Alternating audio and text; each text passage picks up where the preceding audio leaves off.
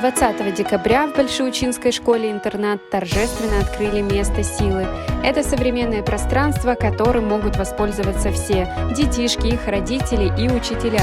Оно уникально потому, что расширяет границы дозволенного. К примеру, в удобной зоне можно посидеть или полежать на подоконнике в обнимку с мягкими подушками, а еще расположиться на многоярусной скамейке со стильным интерьером или комфортных пуфах. Спасибо ребятам, что вы собрались и сегодня так долго ждали до этого открытия. А место у нас действительно получилось классно. Согласны? Да!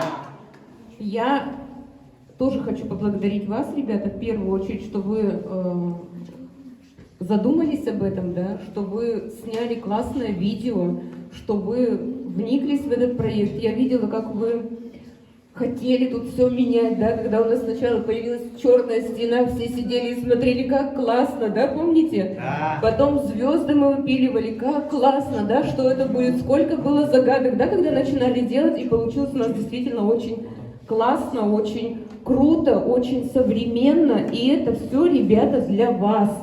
И это все, ребята, для вас.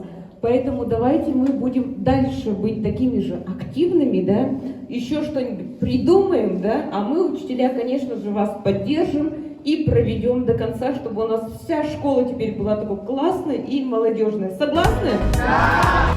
Высокими гостями мероприятия стали председатель родительского комитета Удмуртии, член президиума Совета отцов Удмуртии Дмитрий Выдрин и член Совета отцов Удмуртии Михаил Топоров.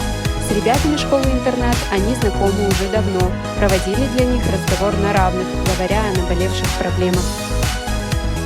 Вы большие молодцы, но самое главное, ребятки, любите своих учителей, своего директора, своих родителей, ну и, конечно же, вот эту любимую школу, которую вы уже в том числе начинаете делать лучше. Большие молодцы, аплодисменты вам, ребята. Также ижевские гости отметили, что жизнь в школе-интернат очень интересная. Наблюдая за положительными изменениями, они очень радуются за ее подопечных. А ребята-то как счастливы, вы просто не представляете.